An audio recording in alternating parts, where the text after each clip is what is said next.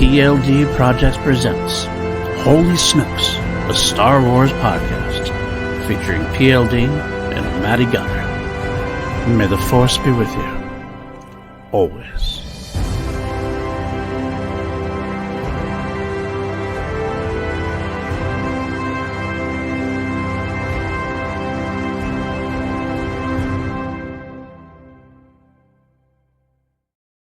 Hello there. I think we're recording. Hopefully this is working. What's up? I am PLD. This is Matty Gunner. We're doing Holy Snokes. We're back again for another week. And, well, we already had a little bit of an issue this morning. It seems that StreamYard is screwing with people. Not screwing with people. They're just down having issues. And I couldn't get it on Chrome. So I'm trying it on Firefox and got through it. It's the only thing that seemed to work. And, I'm hoping that this recording is going to make it out to the people.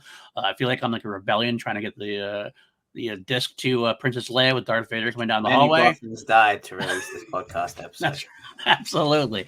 I know Manny. I know him well. He was a good guy, Manny Bothans. Matty, how you doing, my friend? I'm there. Mate, what a week it's been for us. What a week. In case people don't know, millions upon millions of people around the world have myself, PLD, and friend of the channel, good friend of the channel, Ken Knapsack, to thank for the return of Oasis. That is true. Just under a month ago, we had our great one-house podcast here on this very channel. You can go check that out. Where the three of us, we had a great discussion about Oasis, about the legacy, about their beginnings, and about their current status, as you were, which, of course, we actually included will they ever get back together again? And then also a month later, after our playlist comes out, they announce a return. I have it on good authority that Liam or Noel, one of them, saw our episode and they're like, "Fucking right, okay, we should get the band back together." Dude, that was right. You should just do it.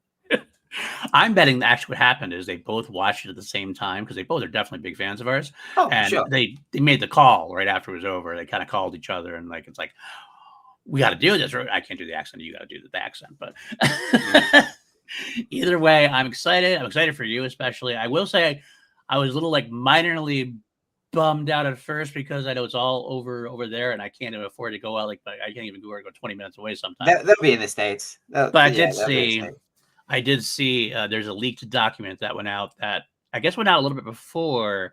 And it matches up with the dates for the UK, and there were dates on there for North America, so I'm sure. I will say on leaked documents, I would hold off because there was also leaked documents that came. Listen to us talking like the FBI. There was leaked documents this week that said that Derek Whibley of Sum 41 was going to be the new singer of Linkin Park, which has today been confirmed that is not the case.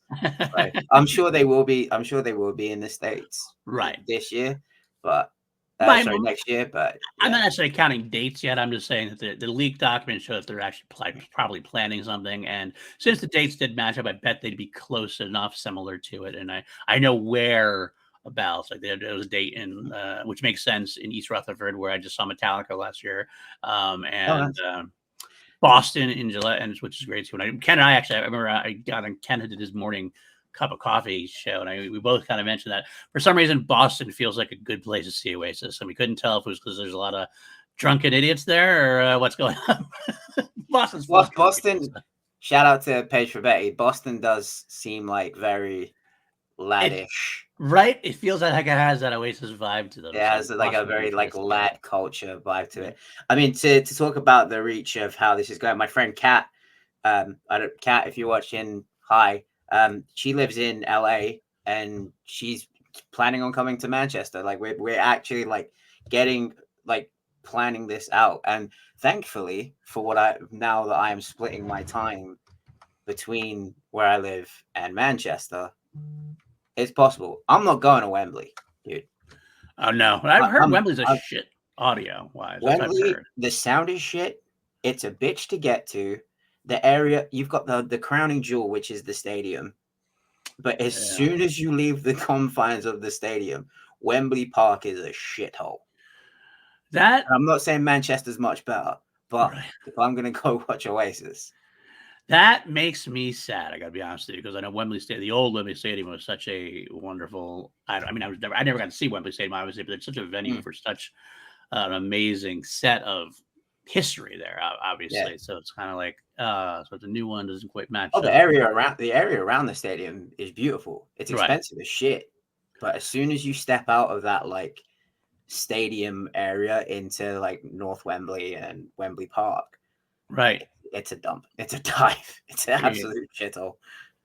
Well, what are you gonna do? That's right. So you go to Manchester. I'll stick around and go to New York and Boston. Oh, No, it I'm depends on the day.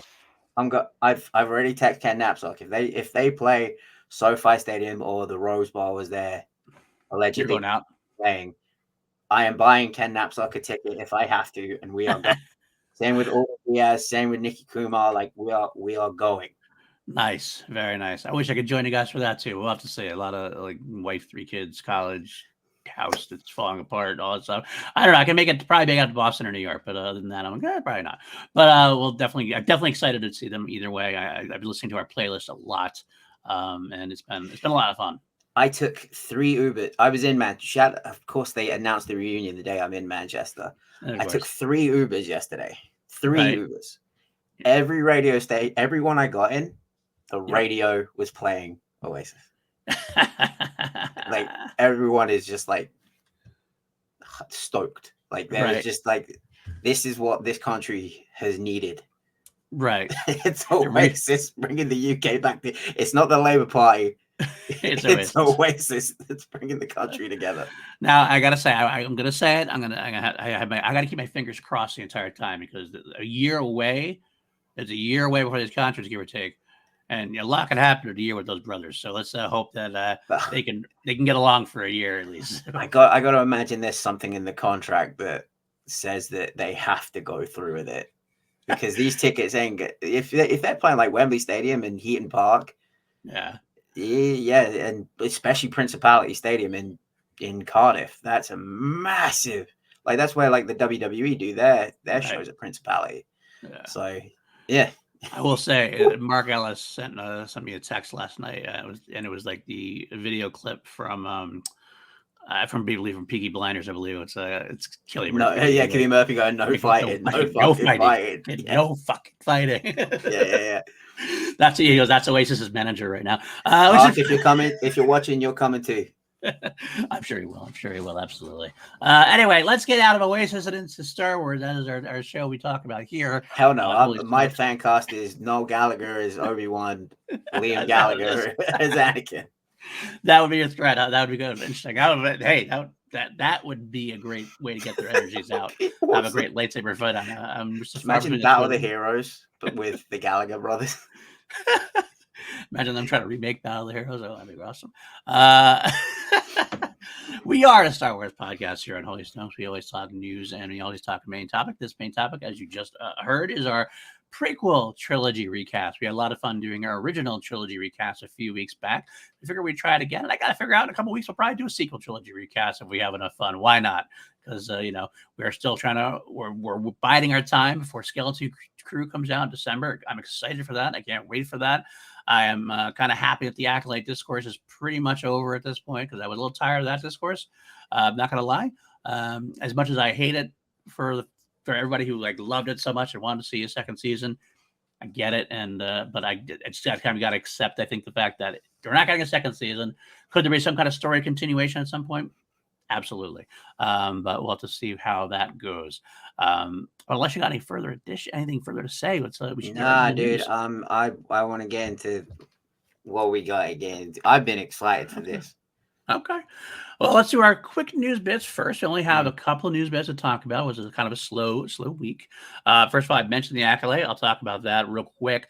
It was on Star Wars News Now. This is where I collate all my news sources because I love how they do it. I used to get all my sources from them. And it had some reactions to the Acolyte being canceled from the stars. Manny Jacinto obviously didn't do a whole lot. He just kind of hearted an Instagram post, so I don't even think we need to discuss that. Oh, yeah, he posted the picture of the last shot with him with a heart. Right, and I think it says it all at this point. I think he loved the show, and I mean, he's sad, but I didn't raise this point on our last episode. Okay, but it's the most flagrant bullshit thing that Lucasfilm did is cancel it. Sorry, not going to use that word. Is not renewing the show and allowing this to get out on Manny Jacinto's birthday. Yeah, that was definitely a mistake, I That's think. some shit, That's the dude. misstep. That's That's definitely public relations misstep, unfortunately. Uh, well, if I'm Manny, I'm saying fuck you. I ain't coming back. he'll have to find out because he's had the celebration supposedly. So let's see if that still happens. But Hmm. I feel like if you're in the biz, you'll take it emotionally, but you'll also understand the business side of things. So As I think Gordon it's Ramsay said, take it professionally, never personally. absolutely. I think they all know it's not personal. I think everybody loved Manny Jacinto, and I think even like Lucasfilm Oh, did probably we ever? loved it. And I think even Lucasfilm did. Like I always said last week, also, not that Lucasfilm wants to cancel the show, not wants to not renew it. I think they'd love it to go on, but they have business things they can't do. They can't drop another 180 million on it if it's not going to get the numbers that weren't there, unfortunately. And not Lucasfilm, but you got Disney side of things as well. Disney's going to have to rein in some certain things. They're trying to figure out some things. Not always good for us. Not always good for storytelling, and that's the sucky part is that storytelling suffers. But at the same time, this is not the heyday where Lucas was in charge, and there's 3 films every 3 years, and this is a different ball of wax now. You have all these different top possible shows and content and everything else. Some things aren't going to make it, and this is what I'm happens. going to slightly derail this topic Yeah. and say that because you mentioned Metallica earlier, Okay. I watched Some Kind of Monster a few weeks ago with some friends of mine, which is the Saint Anger documentary. Right. Lars Ulrich was right, dude. When he sued Napster, who, if you think about it, Napster was like the first streaming service, if you will. Right. I get it was like sharing and you could like share the files to each other, but like allowing tech companies to dictate art and like to dictate the value of art. Right. Napster was really the first to do that. Yeah. So, if anything, we should all be apologizing to Lars Ulrich and say, dude, you were right. We never should have allowed this to happen because Napster, I truly believe this. This isn't me joking. This isn't me making like little funnies here. I do truly think that was the first stone. Yeah, you're not wrong. You're definitely not wrong there. Especially Apple buying pretty much all the rights to all this music to distribute it, and then they set the price at 99 cents per song, and however, what is it, $0.00004 per stream. Whatever. Like when we allow tech companies and big digital conglomerates to take over and set the value of art, that's when this slope, like we just started, it went all downhill from there. And I think that the Napster thing was that was the first pebble. Yeah, absolutely. I don't disagree. It's kind of a weird thing how it was great for a while and then it wasn't, and here we are. Here we are now at this point. I will say I want to go back real quick and just say that at the end of the day, what we have to remember is, I mean, maybe people might disagree with me on this, but for me, the price of getting all this Star Wars shows, movies, et cetera, et cetera, et cetera, is that we are going to lose some every once in a while. I'd rather have a swing and a miss viewership wise and be able to go on, hey, Skeleton Crew's coming up in December, rather than getting a movie every 3 years at some point before Disney, 10 years, 10 years, Yeah. 20 years at point. At least I'd rather have more content in this space, more time spent with the galaxy far, far away, different sides of things. I know right away, we don't have the game plan they had a couple years ago where we seemingly had a bunch of things to talk about. Right now, we only have, Andor season 2, Skeleton Crew, The Mandalorian, and Grogu. And that's really all it's officially. Ahsoka season 2 is actually planned, obviously, too. And there's probably more stuff going on that we don't know about, but we still, even that's 4 things in the next 2 years or so we can have to look forward to. And we know there's more going to be coming out. We know that there's an animated series most likely being worked on. We know that there's other things that were announced, and we'll probably see some push in that direction. So if we have to lose something every once in a while on a swing and miss, take the swing and the miss. That's the thing I worry about most, is that Disney and Lucasfilm might take the wrong message out of it and maybe not And try stuff to. there, I think you're right. I do agree with what you say to an extent. I think as long as they don't see these things and stop taking these swings, like That's what I worry about. not doing more shows set in the High Republic, but thinking, oh, no one wants to watch anything that doesn't have Luke Skywalker in it, so let's roll Mark Hamill out till he's 90. Right, exactly. That becomes the problem. That really becomes the problem. And I don't know, like Disney are gonna make him do this till he's 90. Like, it's such a shit line, but it's so true. But it's true. Right. Yeah, you're not wrong. You're not wrong at all. Well, hopefully they will learn, and hopefully we'll figure that out sooner rather than later. But anyway, just to go back to the news bits we're talking about here, the last bit of news, last bit of this particular news bit was Lee Jung Jae also got to react to the Acolyte non-renewal. His quote, obviously, as someone who was probably not coming back anyway, because spoiler alert, he doesn't make it past the end of season 1, so unless there was more flashbacks, he wasn't coming back anyway. But he said that, quote, I really loved Leslie's writing. I thought that she was a great writer and director who was very talented in the storytelling, as well as creating characters and creating meaningful structures within the story. So I was actually personally really looking forward to watching season 2 with her at the helm. Honestly, I'm hoping that maybe there could be changes in the future because you never know what's going to happen. On a personal level, I really hope we could get to see further stories of Leslie's second season, where that means he's actually still hoping for a second season, or if he's just hoping, like some of us are, that maybe we get a repackaged thing or we get this storytelling. We get the Star Wars version of The Apprentice. Yeah, there you go. Definitely Acolyte to The Apprentice. All right, there you go. Potentially. And Plagueis is Lord Alan Sugar because I refuse to refer to the other guy. That's fair. Yeah, that would be a good way to do it. I mean, honestly, if I was Lucasfilm from Disney, I think there's a way to do this right now that could salvage things. It could appease like the fans who are in love with the Acolyte and want to see the story continue, and also make it work financially potentially. Is give them another give them another 2 to 3 hours to make them Disney Plus movie to wrap up the story that they're trying to tell, or a movie. Yeah, Disney Plus movie. I'm saying not even a full movie. You can get a Disney Plus movie because you don't want the big budget. Obviously, you're scared. Well, like the old school Disney Channel movies. Yeah, like something like, I don't know, give them like $40 million. Get a 2 hour, 3 hour Disney Plus standalone movie, something like that. Because then that could help in some ways. It's a lot less budgetary risk. And then obviously, I was talking to some people and Christian. I tried to talk to Christian about this part. I mentioned that to him. He said, yeah, it could possibly work and be a good way to do it potentially. The only problem would be we have to make sure Leslie would be willing to do that, sacrifice doing another season instead of doing two things. But I don't know if she loves the story well enough and she wants to give it a shot. I could see them pulling it off potentially. I mean, it would just be a version of what we used to have when we were kids of the Disney Channel movies. I mean, High School Musical was a Disney Channel movie. It aired on TV. Mm-hmm. Absolutely. Don't ask me how I know that. Because you watched it religiously. Yeah, I know you did. Of course you did. Oh, yeah, I did. All in this together.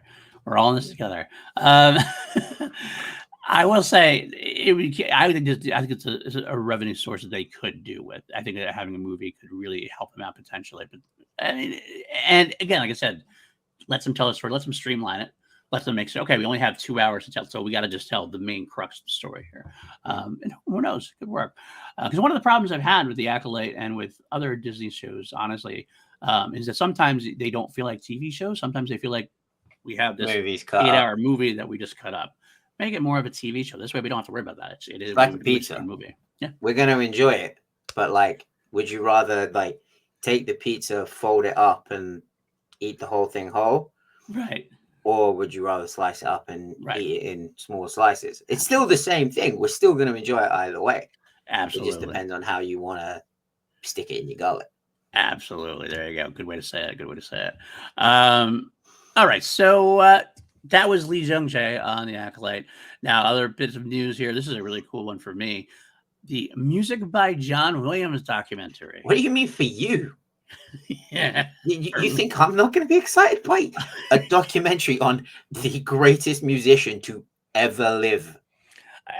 You're absolutely correct. I just meant in general, I'm really excited about this. That's what I meant by that specifically. Receiving a limited theatrical run before going Disney Plus. I might want to see this in theaters. I think I could go. Only in the US though. Oh, is that true? I didn't read that. It's the theatrical is a US exclusive.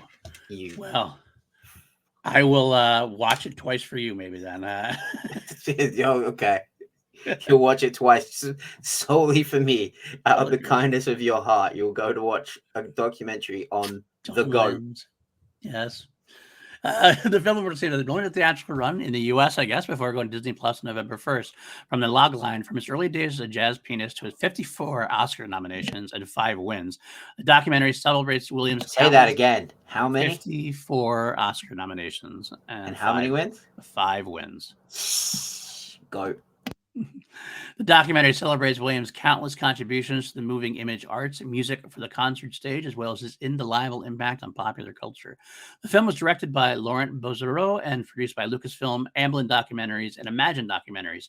Features interviews with Steven Spielberg, George Lucas, Kathleen Kennedy, J.J. Abrams, Ron Howard, Lawrence Kasdan, James Mangold, and many more.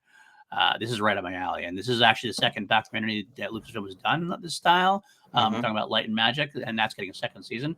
I'm fascinated with this. I think this is going to be a brilliant thing. I mean, it's going to, at the very least, it's going to sound awesome.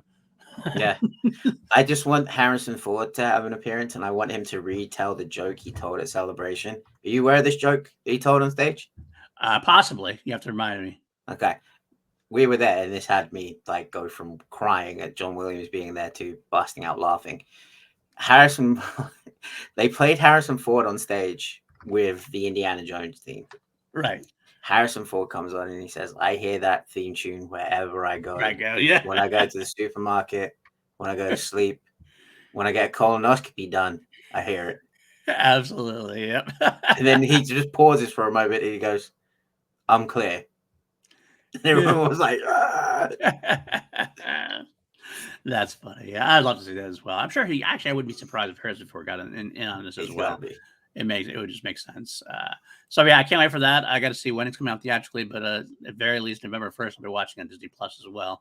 What a great thing. Well, we have our episodes for that week.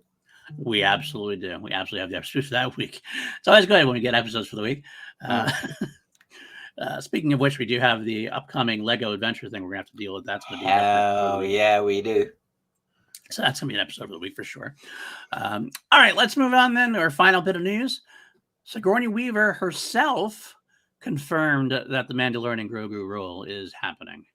It was originally reported by Jeff Snyder, and then it was never really kind of confirmed anywhere, I don't believe. But then an interview with Deadline, Sigourney Weaver is over doing a festival, and where she's receiving the Lion Award, I believe it's called. It's a very lifetime achievement kind of award. And the interview with Deadline, I believe it was Deadline, it was talking about all sorts of things that she had done, all her career, Alien, James Cameron, all goes for everything. And they asked her about projects. She specifically quoted what's upcoming for her. She says, well, I'm playing a role in The Mandalorian and Grogu, which is directed by Jon Favreau. And I got to meet Grogu for the first time the other day. That's all she said. But it's enough to say, if she's saying that, then she's definitively in the film at this point, which is exciting news for me. I think you get someone like Sigourney Weaver. That's great casting. That's awesome addition to the show. I don't know what she's going to play. Is she going to play like an Imperial, a Remnant? Is she going to play a Star Wars version of Ripley? God, that would be awesome too. That would be freaking sweet. That's what we want. Yeah, that would be wonderful. Absolutely. She definitely played the evil role in the sci-fi movies like Paul at some point. She could play the comedic role. She does in Ghostbusters. I think she could do anything she wants to do. So whatever it is, she is in the cast, and that's a good thing. And hopefully we hear more about that as we move aboard. So what if we go to the movie? We think the movie's called Mandalorian Grogu, but what if it's called The Mandalorian Resurrections? Shut up. Just want to say that. Shut up. I will boot you off this stage at this point. With your computer right now, I don't think I'll be able to come back in. It's not my computer. It's StreamYard. It's definitely StreamYard. You'd probably end up booting you'd try to boot me and end up booting yourself. That's possible. That's very possible. Let's move on. That's the one film I think I've ever really had a very angry rant on. I think no, Equilibrium. You lost your shit on Equilibrium. That's true. That's true. Very rare that happens. But there was one more as well that we really pissed you off on. I can't remember what one it was though. Well, you have to remind me of Vengeance. I don't get very pissed off at movies very often. I try to like find the positive and everything. Equilibrium got you. I did that one thinking, oh, Paul like Equilibrium. Nope. I did not. As in, he did not. Well, anyway. All right, let's move on then to our main topic. Obviously, that was not much for the news today, and that's okay.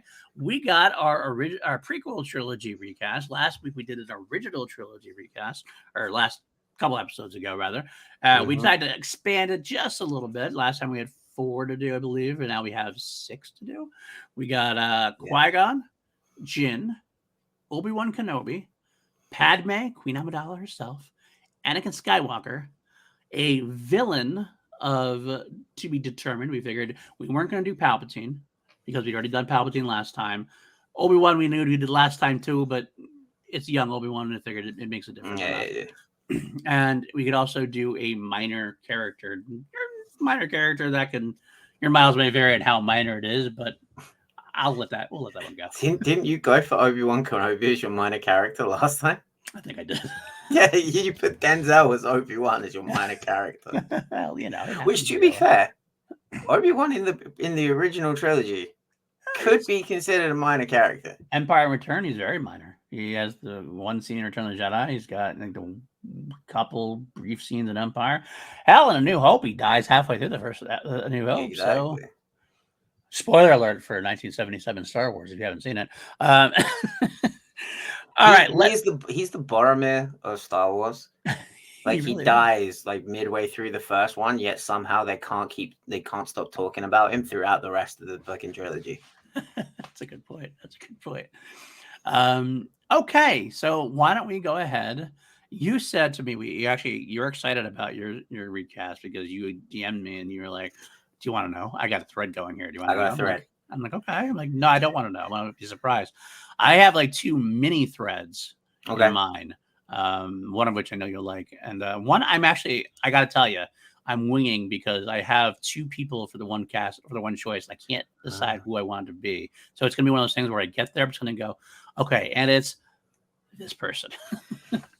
Well, I'll start then. I'll get mine out of the way. All right, we're gonna start with, we'll go one by like last time, one by one, correct? One by one, yeah. We'll both start with our Anakin, and then we'll do what we did. Okay. We'll do what we did before of like call out which one we want, because there's a reason I'm wearing my Anakin Thrasher Skate Magazine t-shirt today. Okay. This has kind of been my dream cast for Anakin Skywalker. And I know it's a duh. Of course you picked him.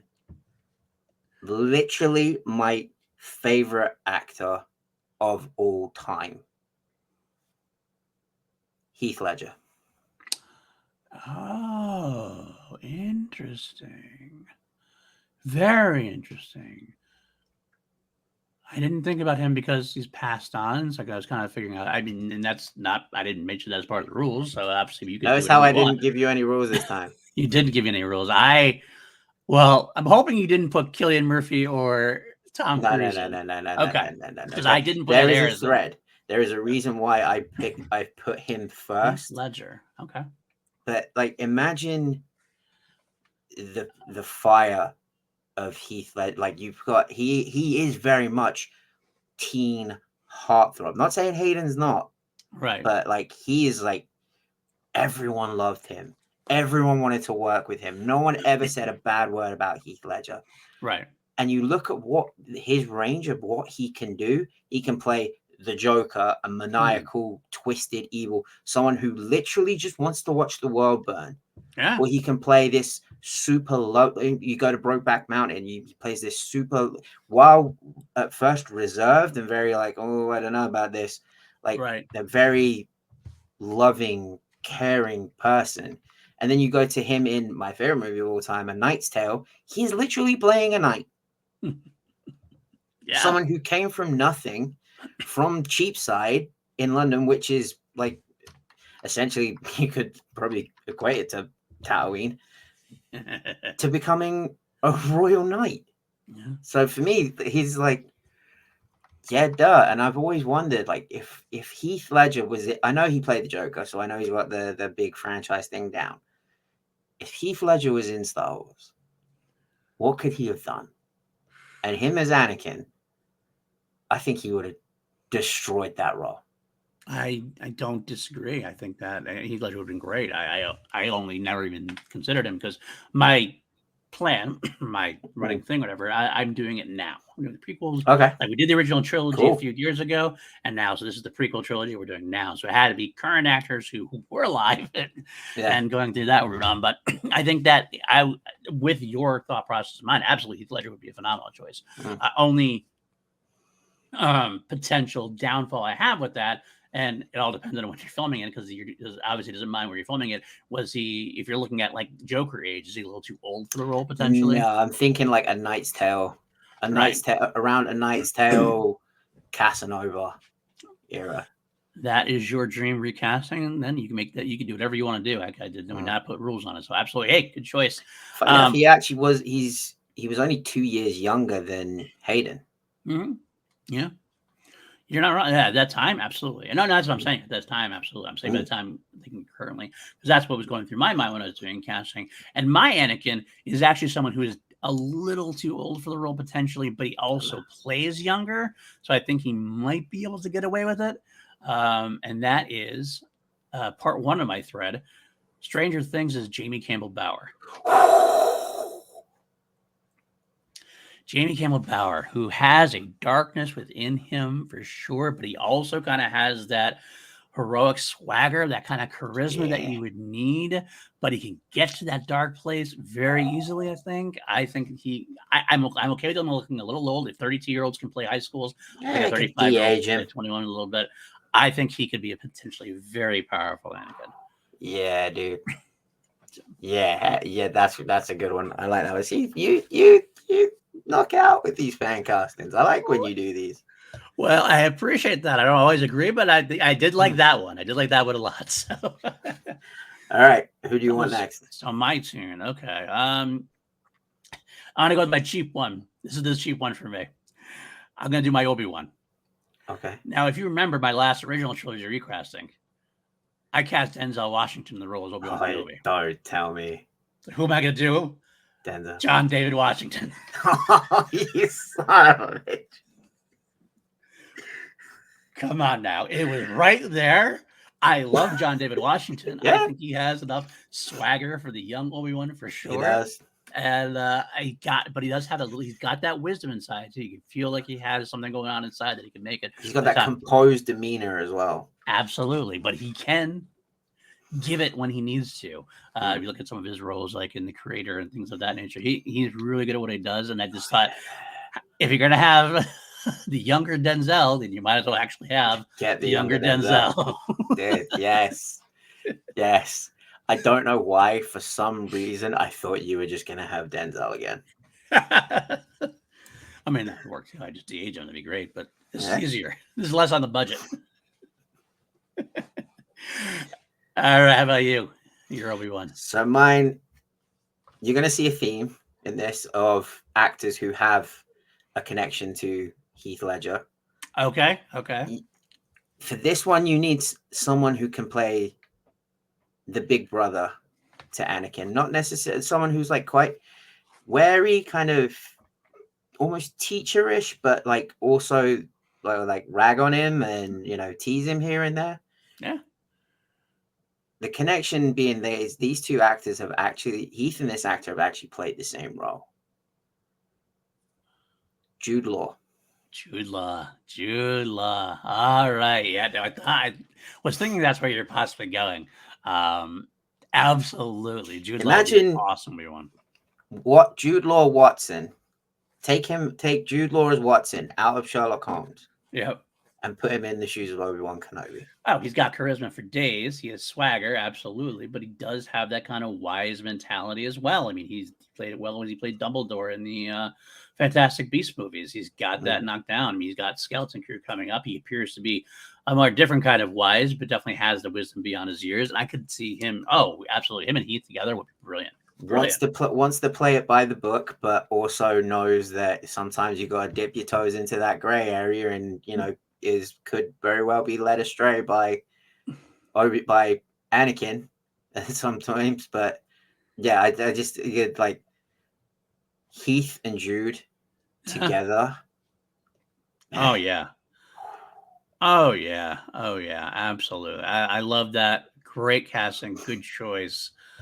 What is your next one? I'm gonna get out of the way. Oh boy, oh boy. I lambasted you for this a few months ago, saying it was a very typecast kind of a role.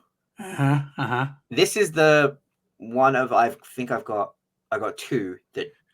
Okay, one of them has no connection to Heath, which is this one. One of them kind of does. Hiroyuki Sanada. I'm sorry, for who? For Qui-Gon. For Qui-Gon. Okay. I just, for some reason, I'm mind blanked. I was like, wait, who are we talking about? Wow, that Hiroyuki Sanada is Qui-Gon Jinn. Absolutely perfect, and I'm very jealous that I didn't think about it. I'm very jealous I didn't come up with that, because that is obviously the perfect casting. I was originally thinking Chow Yun-Fat, but he's almost too funny. Yeah.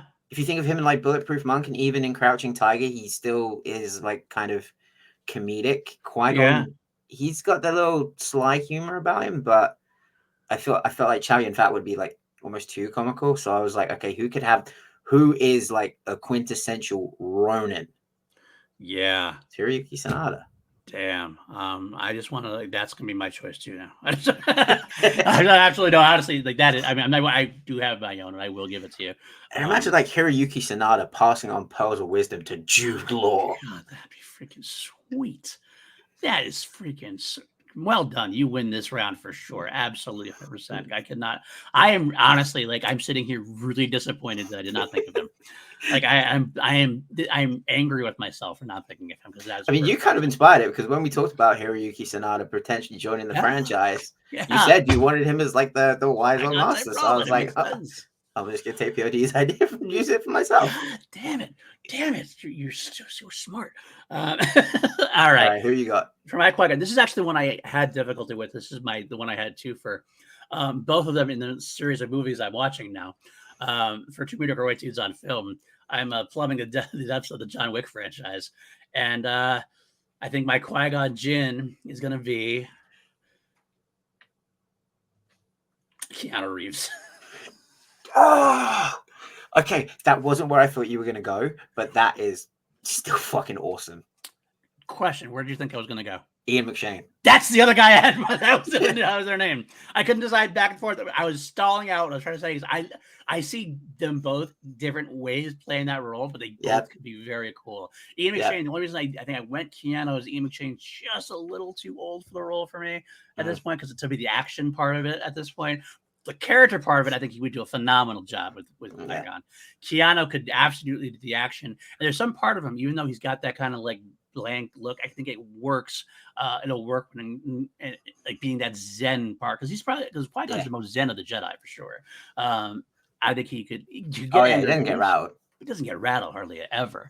I could totally see him like, I am a Jedi Master. I am Jedi. Love it. Whoa. Sees Darth Maul. Whoa. Maybe I got inspired also by all the talk about Keanu having possibly been in the Accolade at some point, be joining the franchise. I was like, you know what? Let's just do it. Get him out of the way. Give him something meaty. When him and Watto are making the bet on Anakin or Shmi, he's like, "Hey Watto, give me 2."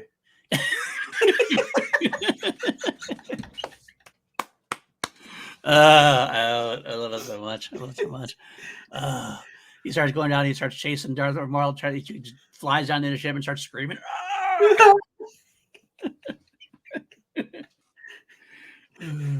Starts ducking the lightsaber that way, like Matrix style. Oh, dude. Imagine if he tried to do that, like Darth. He tried to do the Matrix lean back, and then Darth Maul just stabs him through the stomach. So good. Oh god, this is so much fun. All right, it's my turn again. Yeah, who do you want? All right, this one I did struggle with a little bit too, but I want to go there. I'm going to continue my Stranger Things run a little bit. This is my other side of that. Padme. Oh, I'm gonna go. We always talk about Millie Bobby Brown being a young Leia potentially. I'm gonna have her be a young Padme instead. Mm. Mm. I think like now it. she definitely matured a little bit now at this point. She's kind of gotten a little bit older to the point where she can handle. I think she could be a very powerful force, especially in the Senate and everything else. And I think she could handle the blaster too for aggressive negotiations. Yeah, So for sure. yeah. Yeah, that's great. I did throw through other ideas. I kind of was like, maybe I want Jenna Ortega, but I was like, I don't know if she's white what I want, but that might be a good choice Yes. potentially. I think Buff Padme, hell yeah. I went with the Stranger Things, the Jamie Campbell Bower and Millie Bobby Brown connection. That's why I ended up going Millie Bobby Brown's way. Yeah, no, I like it. I like it. I love it. We're about connectivity this episode. We're both on the connectivity train this episode. Absolutely. Which leads me right into my pick for Padme.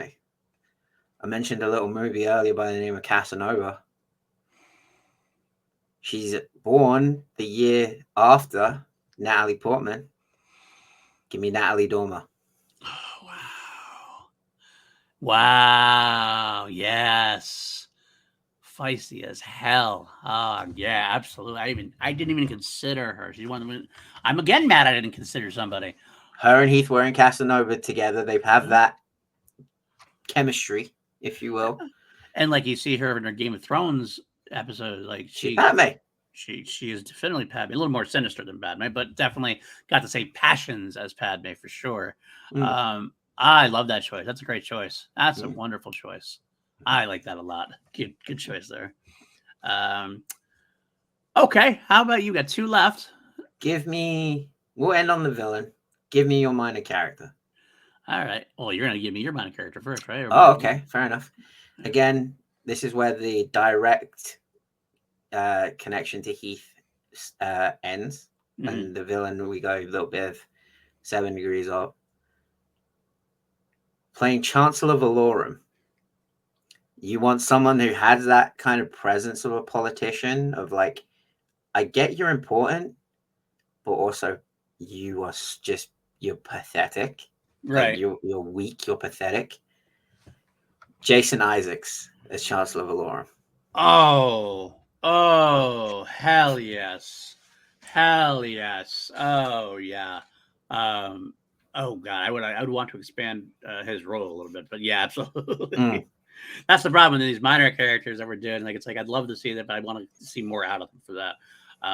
Definitely, I mean, he can play it like a little bit like he plays his Harry Potter character, Lucius Malfoy, but like not quite as that's who I kind of had in mind, with like the cane and everything, walking around like acting like with his nose turned up, like right, absolutely. Like he's been beaten down a little bit at the end. That's a good choice. I'd put Jason Isaacs in anything. Honestly, he's a great actor. He does like ever since The Patriot. I've never seen him do anything I don't like. Pretty much, honestly. And obviously him and Heath.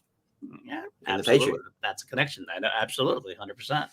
All right, for my minor characters is where I tap the John Wick franchise again. Okay. And voicing Boss Nass, the Bowery King himself, Lawrence Fishburne. Oh my god. Brian Ward is somewhere having a fucking fit. Come on, Lawrence Fishburne with that over the top voice, like the one he uses, like get this man a gun. Who did you pick as Obi-Wan? John David Washington. David Washington. To be Keanu as Qui-Gon though, so. Because now I'm just picturing Keanu as Obi-Wan sitting opposite. You get him as Qui-Gon doing the somewhere. He's right there next to Nass too. I'd want to expand Nass's role again for that too. I'd want to have him throughout the trilogy. I love I just love watching his over the top voice. I'll be honest with you. I started with Lawrence Fishburne because I loved watching his Bowery King role recently in John Wick 2. Yeah. And I was like, I just want to put him in somewhere. I was like, who could he? Oh, he voices Boss Nass. That's it. That's it. Just like, because like Obi-Wan gives him like that look, like that. Really? Yeah. Look. I just have like in my head Keanu as Obi-Wan hearing the voice of Lawrence Fishburne and being like, really? This guy?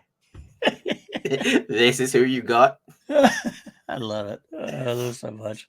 All right. Wow. That's great. That especially like hearing Lawrence Fishburne do the peace. I love it. I love it. All right, we got one left. One left before we finish it up. We're going to come to a quicker episode this week. That's okay. Our villain of choice. I guess it's my turn to start, and then you'll finish. You'll close us out. My big choice is I'm going to recast Count Dooku. Ooh, interesting. As my villain. And even though I might have gone Ed Harris in another world, I'm not doing that here, obviously. I want somebody else who I think can play sinister, but can play eloquent, and has a little bit of the touch of vulnerability, but also has a touch of insanity when need be. Christoph Waltz.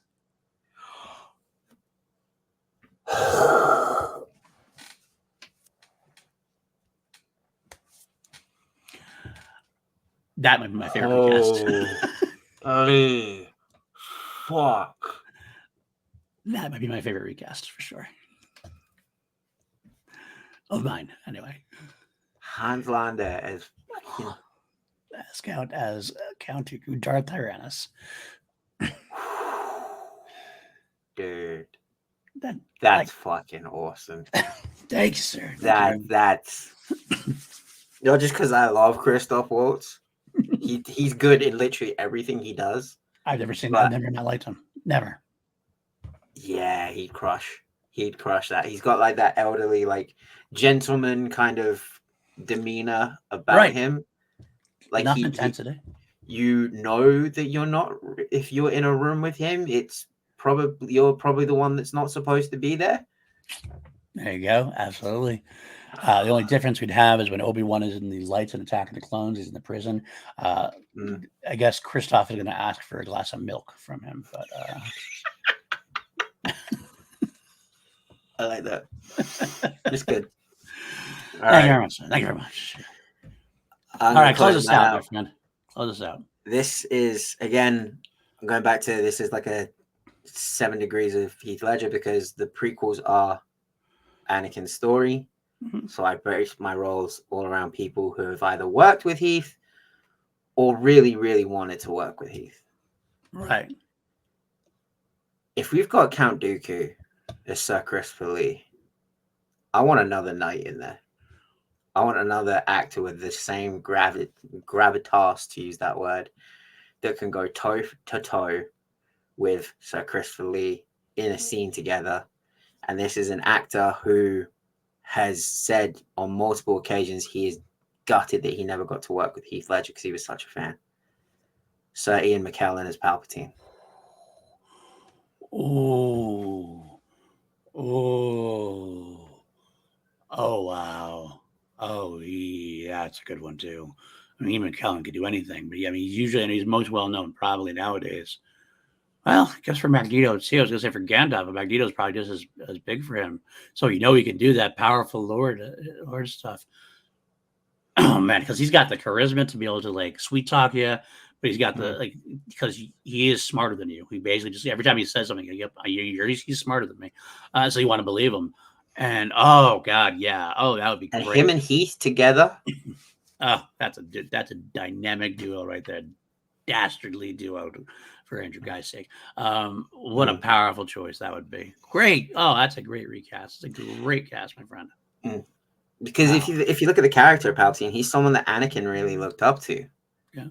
And Sir Ian McKellen was someone that Heath Ledger really looked up to in his life. So I was kind of also thinking Crazy Mel. Crazy Mel. Oh. That would have been a very different story. Not necessarily a bad one. Very different Palpatine. Very different Palpatine. Well, he'd be good for the angry Palpatine for sure. That's for sure. Wow. All right. What a cast. What a fun time. I love doing these things with you guys. That is great. So I think we're definitely going to have this sell this in a couple of weeks. We'll do the sequel trilogy. We'll figure out who we're going to do for that. But yeah, that's a great story. Great episode for us. I'm happy you guys showed up for this one. And Matty, where can the folks find you?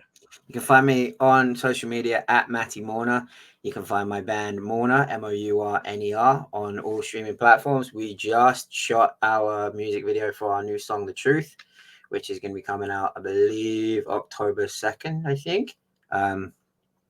Yeah, we just finished that. I am now completely done with my part of that song.